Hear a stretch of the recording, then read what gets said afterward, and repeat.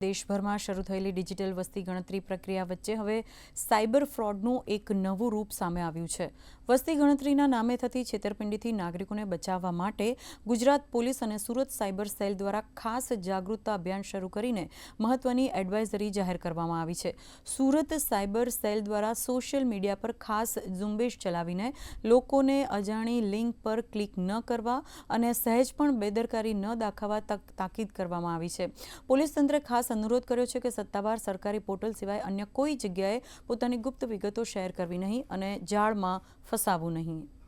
બહાર આવ્યું છે કે એ લોકોએ